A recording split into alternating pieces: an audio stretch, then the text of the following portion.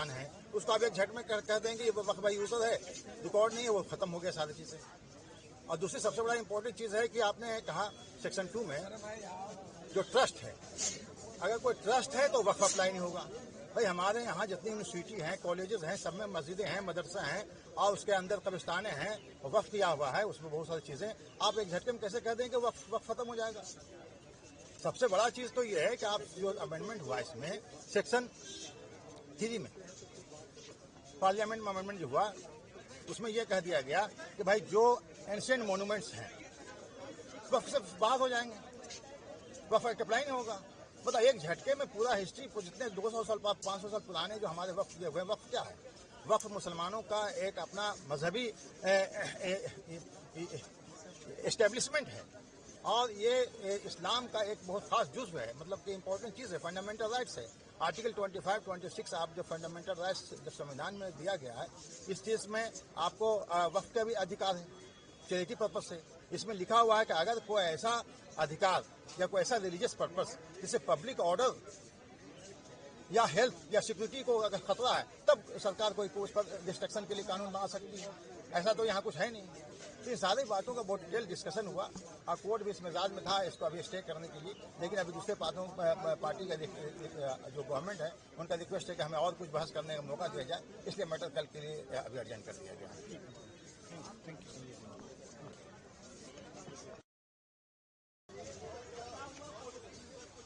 Sir क्या एक बार अपना नाम जी, हमने एडवोकेट वरुण देव मिश्रा, हम लोगों ने वक्फ एक्ट को चैलेंज करा था रिसेंट अमेंडमेंट्स को। सुप्रीम कोर्ट ने आज मैटर पार्ट हर्ट सुना है।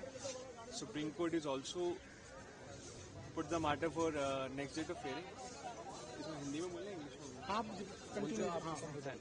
ठीक है, सुप्रीम कोर्ट ने कल के लिए रखा है। सुप्रीम कोर्ट ने इंटेंट दिखाया है that the concept of work for user has been identified and they have given certain positive points to the other side and the other side has said कि वो अगले दिन तक डिसाइड करके बताएंगे whether certain interim stay can be given और not. बस हो गया, ठीक है। हाँ, छोटा ही है। जी, राजेश रंजन जी, इन्होंने मेरी पिटीशन को रिप्रेजेंट किया। मैं भी पिटिशनर हूँ। मैं समझता हूँ कि न केवल मुसलमानों को बल्कि गैर मुसलमानों को भी इसमें पिटिशनर होना चाहिए। ऐसा न लगे कि अल्पसंख्यक ही अपनी लड़ाई लड़े और दूसरा नागरिक न लड़े।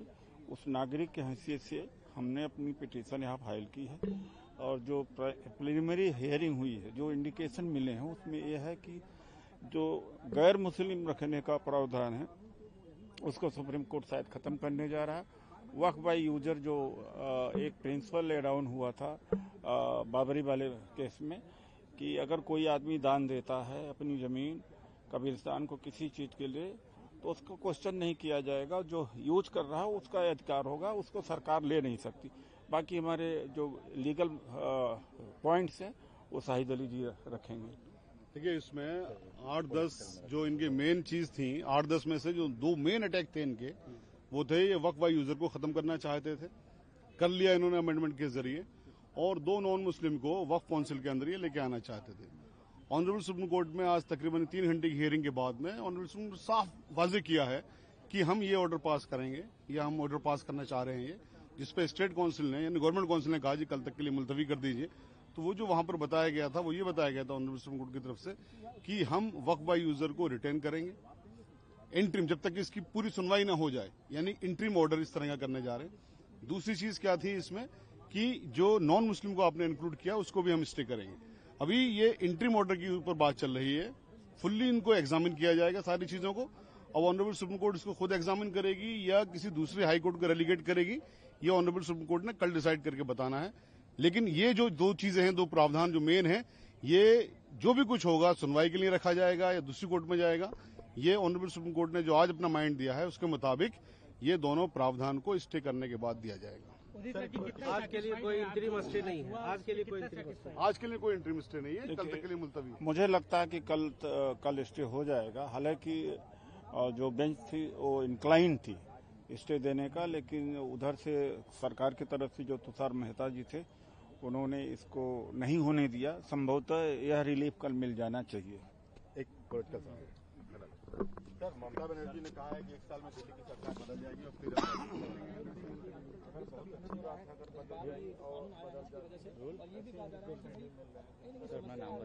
शाहिद अली नाम है मेरा, मैं एडवोकेट हूँ। मैंने petition Uditraj versus Union of India file की है, जिसमें मैं काउंसिल था। सर क्या रहा सर कोर्ट में आज? कोर्ट में तकरीबन 3 घंटे की हियरिंग हुई। हियरिंग करने के बाद में ऑनरेबल सुप्रीम कोर्ट ने अपना एक प्रिलिमिनरी माइंड दिया, जो कल तक के लिए हालांकि मुलतवी हो गया। उसमें यह कहा कि ऑनरेबल सुप्रीम कोर्ट ने कि हम इस तरह का एक ऑर्डर पास करना चाहते हैं, जब तक कि इसको हम फुल्ली एग्जामिन न कर लें तब तक के लिए कि जो वक्फ बाय यूजर है वो रहेगा, या आप नहीं खत्म करते। इसको खत्म करने का मतलब है कि आपने हिस्ट्री को रीराइट कर रहे हो। ऑनरेबल सुप्रीम कोर्ट ने यह भी कहा कि जो रजिस्ट्रेशन एक्ट तो हमेशा से नहीं था, रजिस्ट्रेशन एक्ट तो बहुत बाद में आया है, तमाम एक्ट बाद में आए हैं, तो उससे पहले कि वक्फ का क्या होगा। तो ये तो इस तरह से आप रीराइट कर रहे हो। आप कल को किसी भी चीज को ले लोगे साहब ये हमारी चीज होगी। तो ऑनरेबल सुप्रीम कोर्ट का ये कहना था कि हम इसको स्टे करके, और जो 2 नॉन मुस्लिम को आप इसके अंदर इंक्लूड कर रहे हो उन दोनों को हम स्टे करके इसको फुल्ली एग्जामिनेशन के लिए पिटीशन को हम रख लेते हैं, या हम किसी दूसरे ऑनरेबल हाई कोर्ट को रेलीगेट कर देते हैं। एमपी साहब हाँ, मेरे दोस्त हैं, मेरे लोकसभा में रहते हैं, इनकी वजह से मैं जीता था चुनाव। किसी को पकड़ लो। हम इनके लोकसभा क्षेत्र के मतदाता हैं पूरे।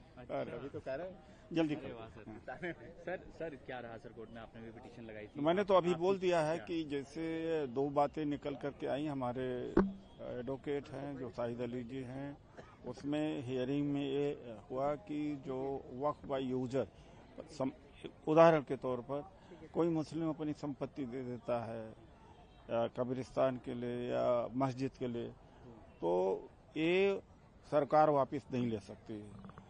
जो ये rule thumb rule lay down किया गया था बाबरी मस्जिद वाले मामले में, तो उस पर राहत मिल जाएगी संभवतः कल। और एक बात और कहा गया कि गैर मुसलमान कैसे हो सकते हैं जब दूसरे हिंदू प्रतिष्ठानों मंदिरों में नहीं है। तो 2 पर रिलीफ मिलता हुआ नजर आ रहा है। वो आगे ओबीसी कहाँ है? डीजेट पे आया हाँ वो एक टीम लगी हुई पूरा डीजेट